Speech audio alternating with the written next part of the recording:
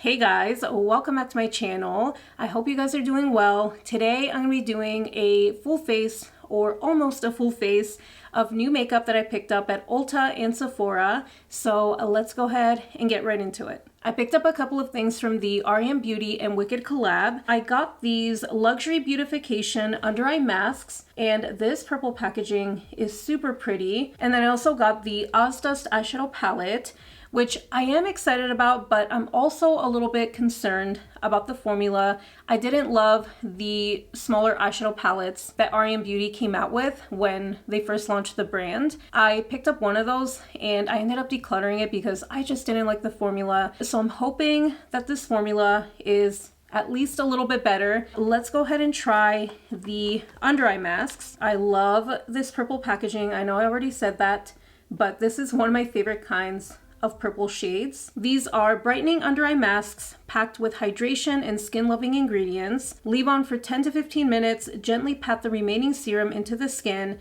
Can be stored in the refrigerator to maximize depuffing of the under eye area. These look really cool. I love this purpley reflect that it has, and it doesn't feel super wet on the skin, but it is adhering really nicely. This side is going to be a little bit harder for me to apply, but okay, I think I applied those correctly. They feel really nice and cooling on my under eyes.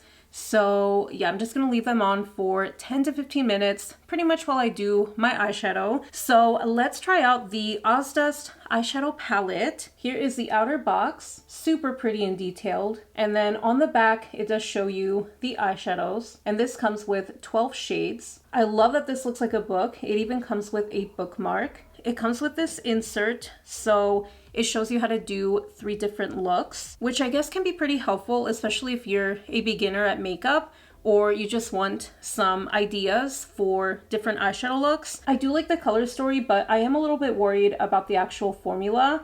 I know I don't like to rely on swatches, but it just didn't swatch the best. A lot of the mattes were pretty sheer, and the shimmers and metallics, some of them felt crumbly, so I hope they perform better on the actual lids, but so far from the swatches, I am a little concerned. I don't think that was recording, but I did blend out the primer with this BK Beauty Nikki LaRose N14 brush. I'm going to pick up the shade Goodness Knows, and I'm going to blend that into the crease. Okay, that's a little more pigmented than I expected, but it is a really light, warm nude shade. And it's building up very easily, but you do get a lot of kickback with this shade. I don't know about the other ones, but this one does have a lot. But the good thing is, it is blending out really nicely. Next, I'm gonna take Espresso, and this is a cooler toned shade. I think the formula is better than the other palettes that they released. I just remember the shadows in there being very sheer, but these shadows so far are performing way better than those. Okay, on this eye, it's not looking quite as smooth for some reason. It does seem to blend out eventually, but it just doesn't look as smooth as I would like it to. I want to use this shimmery green shade right here. This is called She's Phosphorescent. That looks super beautiful. So I'm going to apply that onto my lids. And this is a metallic shade. I used to really not like green eyeshadow on me, but I've been liking it more. I do appreciate it now. I'm just taking this tiny fluffy blending brush. This one is the e.l.f. crease brush, and I'm using it to buff out the edges of the green shade. Now I'm taking the matte green in the palette, and this one is called Positively Green. So applying that to the outer corners. That's actually pretty pigmented. So I'm keeping it mainly on the outer corner and bringing just a little bit into the crease. Okay, I think that looks pretty good. I'm gonna take that small crease brush and buff out the edges again. And taking a little bit more of that metallic green shade and reapplying it to the lids. Just because with all the blending, I lost a little bit of that shade. I am going to remove these under eye masks. Luckily, it did catch some of the fallout. I don't know that I'm seeing a huge difference in my under eyes, but they do feel refreshed and they feel a little bit less puffy and irritated, so I do like them so far. I am probably going to keep a couple of these in the fridge and see if they make more of a difference, but these are nice so far. So this foundation I've used quite a few times. I've tried to make it work with and without a primer, and unfortunately it just doesn't work for me. This is the Huda Beauty Easy Blur Natural Airbrush Foundation. I've heard so many good things about this one, and anyone that I've seen use it, for the most part, it looks amazing on their skin. It really does look like it's blurring on them, but on me, this is incredibly cakey and drying. It emphasizes all of my texture, and my pores look terrible with this. So I'm gonna try it again today, see if I can make it work. Today, I'm actually gonna use it with the Easy Blur primer. I don't know how I feel about this. I've only used it a couple of times. And again, this is the shade Toasted Coconut 240N, which I do think it leans a little bit warm, especially for being a neutral shade. I feel like I can make it work overall, but it's still just a hint too neutral. It says that it's a weightless and comfortable foundation with a buildable blur, and it has 1.5% niacinamide. Shake well before use, apply and blend using a sponge, brush, or fingertips. Repeat to build medium coverage as needed. And of course, I almost forgot to use the primer. This is the Easy Blur Primer, which is silicone free. This one, again, I haven't noticed a huge difference with it. It does have a pinky reddish tint to it, and I'm just going to apply this to my T-zone. I did notice a slightly smoothing effect, but nothing compared to an actual silicone based primer. I probably should have just done one side of my face to show you the difference, but I haven't blended it out on this side yet, and this side does look a little bit smoother, but just not as dramatic as some other smoothing primers that I've used. But I guess I do see a little bit of a difference, and I do have quite a bit of redness today. For some reason, my skin is just irritated. It does feel a little bit refreshing on my skin and a little bit gripping. So that is the primer. Let's go ahead and apply the foundation. I'm going to use a brush on this side.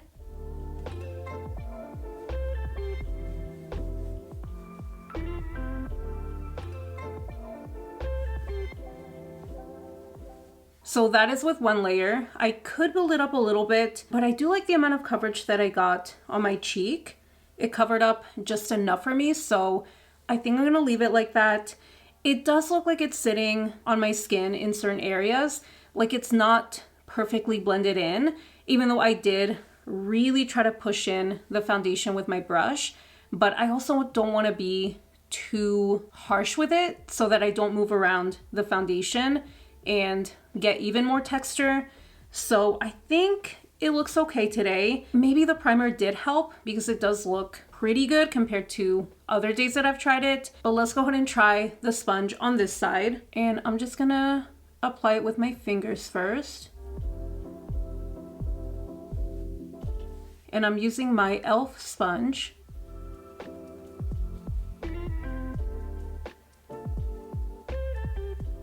I don't think I've ever tried it with a sponge, so I actually think today is the first time that I'm trying it like this.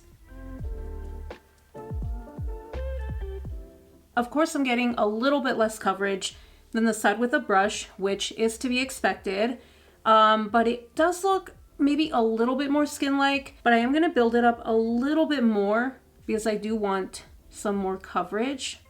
And let's see how this builds up. It's supposed to be buildable, so I'm hoping that it actually is. And taking whatever's left onto my nose because I don't want a lot of coverage there. It does seem to build nicely, so I do like that about it, but it's just certain areas that look a little too cakey. Just overall, I don't love the look of this foundation, so not terrible today. I'm glad I could make it work overall. Let's go ahead and apply some concealer now. I don't have a new one to try, so I'm just going to use my Haus Labs Triclone Concealer, and this one is in the shade 13. And I'm using that concealer to kind of clean up the edges of the eyeshadow.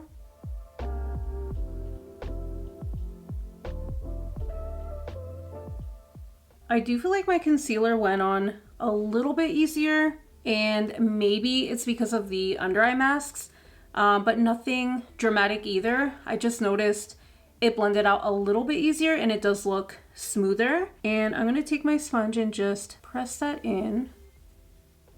I picked this up a couple of weeks ago, but I'm finally gonna be trying it today. This is the Makeup by Mario Surrealskin Soft Blur Setting Powder. And I got this one in the shade 2 Neutral Light. But here's what the packaging looks like. Very simple, just like a lot of other Makeup by Mario's products. I'm gonna bring it down towards my nose and my chin.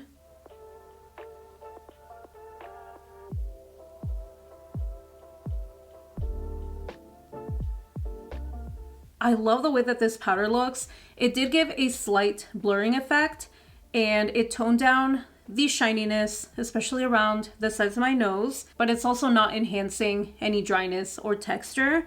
So I quite like that so far. I'm gonna apply it to the rest of my face because it doesn't seem to be too brightening. It does look more like a translucent powder. So taking a bigger brush and applying it to the rest of my face. I picked up one of the new Hourglass holiday palettes, and this one is the Evil Eye version. This is the second palette in the range. They do have a lighter one and a deeper one, so this is kind of the medium one. And I am gonna hold up last year's palette. This one was the Leopard palette, and this one is also the medium one. This year's palette has a more neutral, leaning cool bronzer. The finishing powders also have a different undertone. The one from this year looks slightly more warm toned, and then last year's looks more neutral, so I like this year's finishing powder a little bit more. This year's highlighter is also deeper, which I was a little worried about, but it does seem to work on my skin tone so far. I've only used it once, but I do like it. And then in last year's palette, one of the blushes is a mauvey toned shade, while this year, the blushes in here are pretty pinky and coral. So there are some differences, but if you already have a few other Hourglass holiday palettes, this one might feel like it's too similar to other ones. But for me, since I only have one other holiday palette from Hourglass, this one doesn't feel like it's redundant. Dipping into the bronzer first. I thought this was gonna pull a little bit too cool tone for me, but once it's on my skin, it does look like a nice neutral shade, but it's definitely not as warm as last year's bronzer. So I do like the fact that they have a different undertone and they didn't just put the same shade, but this bronzer blends so beautifully. All of the powders in here perform super nicely. So I'm a huge fan of these palettes. I know they're pricey, but I like the fact that you get to sample a bunch of different shades without having to buy full sizes. Taking a little bit onto the sides of my nose, I'm just pinching the brush. And this is the Refer 05 brush, which is the perfect size for this pan. I'm gonna dip back and forth between these two blushes right here because I don't want anything too bright. I don't want it to clash with the eye look since it is a super green eye look today. So I'm gonna dip back and forth between both of those. This one is kind of like a topper, but I like the fact that it's lighter and a little bit warmer than the other shades in the palette. The other ones are very bright pinks, but having that one, it allows me to create a custom blush shade. Yeah, that looks super pretty. These blushes have such a pretty glow to them. And now I'm gonna take only this one, which is shade 6, and apply it right over top. I love this one to kind of tone down the brightness of the other shade. So if I went in with a little too much of the brighter pinks, I can just take this shade and use it to kind of diffuse it. Now I'm gonna take some of the finishing powder and I'm gonna sweep that under my eyes and use it to just buff out the edges of the blush.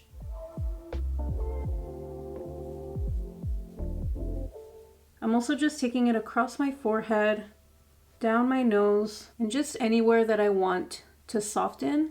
Yeah, that gives a very, very slight glow. and almost like a softening effect. This highlighter I really thought was gonna be too deep for my skin tone, but yesterday when I tried it, it seemed to work fine. Applying it onto the high points. I guess if it's too deep for you, you could try to use it as a blush topper, but it does have a very high shine effect, so maybe it might be too shiny for that, but it does have a pretty undertone. It leans peachy, like peachy pink.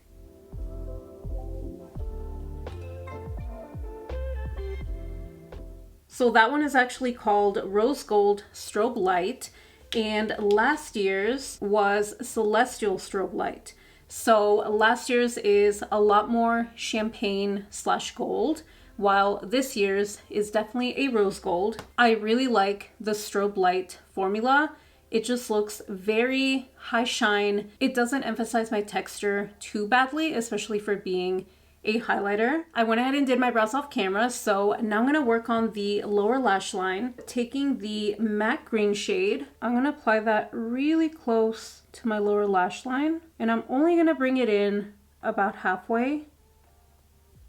I'm gonna take the shade Goodness Knows, and I'm gonna use that to buff out the lower lash line.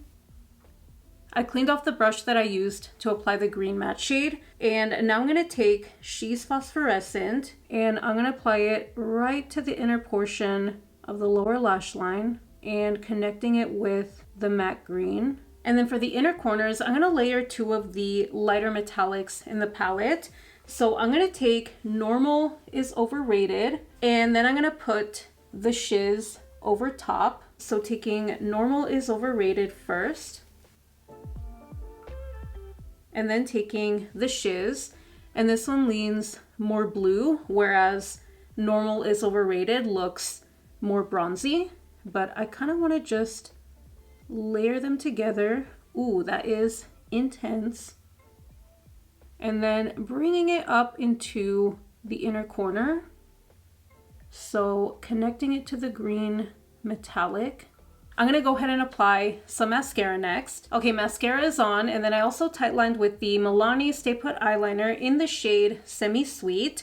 And on my lower waterline, I know this is super old, but this one I felt like went perfectly with the shimmer on the lids. So this is the Colourpop Cream Gel Liner from the Hocus Pocus collection. I know I should probably not have this in my collection anymore, but it's just such a pretty green. But this is in the shade Black Flame Candle. So that is it for the eyes. I'm gonna go ahead and apply some lip products. These are not super new, but they are relatively new, at least to me. I've tried them a couple of times, and so far I like them, but I don't love them. These are the Fenty Beauty Traced Out Lip Liners. So here is the shade Peanut Butter. And I think what I don't love about this formula is that even though it is super creamy, it's almost creamy to the point where it crumbles and they break super easily. I have to be careful with them and not apply too much pressure, or else they do get smushed and crumble. They're also a little tricky to sharpen. They don't always want to sharpen easily for some reason, but that is a really pretty warm nude shade. And then right next to it is Rubbabandz, which I think I'm going to use that one for today's look. That one is a slightly deeper medium brown shade, but let's try Rubbabandz. These also dry super quickly, so I don't feel like I get enough time with this lip liner formula to really smooth it out onto my lips, but I do like the shades. This one I think is my favorite, Rubbabandz, and I'm gonna slightly fill in my lips with that and then blending it out with my finger. Yeah, it's pretty much mostly dried down, so I can't blend it out too much. And then I'm taking this Milani matte lipstick in the shade Tease, and I'm gonna apply that right over top and blending it out with my finger again. That is like my perfect warm nude lip combo. That lipstick paired perfectly with this lip liner. All right, so I've gathered my thoughts on everything that I tried today, starting with the r.e.m. Beauty and Wicked Luxury Beautification Under Eye Masks. I did really enjoy the way that these felt, but I really didn't see a huge visible difference on my under eyes. They did give a slight hydrated slash brightening effect, but again, nothing dramatic. These are more so like a treat yourself type of product, and definitely not something that I would use every single day because they are pricey. These are $26 for 5 pairs, so it's more like an every once in a while type of thing that I'm going to be using. But I did really like them. I like the way my concealer blended over top of it. It did give a more hydrated look and feel, and they also just look really pretty, so they are worth it to me, but they are a little bit pricey, so not an everyday type of thing. The Ozdust eyeshadow palette, I love this book style packaging, but the formula in here is not the best in my opinion. I think it's decent. I don't think it's a fail or anything. I think if you're a fan of Wicked, you're gonna enjoy this. If you like the color story, I don't think you'll be disappointed. But some of the shimmers and metallics in here are a little bit crumbly, so you do get quite a bit of fallout, but these shades are gorgeous. They performed way better than I was expecting, and the mattes I think are decent. So again, maybe not the highest quality eyeshadows, but I do think they perform nicely. There is a ton of glitter in a lot of these shadows, so I think you really have to like glitter to really enjoy this palette. But if you're a fan of Wicked and you like this color story and you don't mind that it's not the best performing eyeshadow formula, then I think you're really gonna enjoy this because I do think that it's a nice palette. The Huda Beauty Easy Blur Primer, this one I think gave a slightly blurring slash smoothing effect, but it's definitely not something that you would get with an actual silicone based primer. So I did enjoy it. It did smooth out my skin a little bit, but I'm gonna have to keep trying it with other foundations to really see if it actually makes a difference. The Huda Beauty Easy Blur Foundation, however, this one for some reason, I just cannot get it to work on my skin. And I feel like this one is just not for me. I have a lot of texture and visible pores. I have some dryness, and just overall, I do tend to struggle with my skin. So most foundations don't work for me. And unfortunately, this is one of them. So I'm not that surprised that it didn't work for me, but then again, it did get a lot of hype. Not every foundation is gonna work for everyone, and this one is one of those foundations. It just didn't work for me.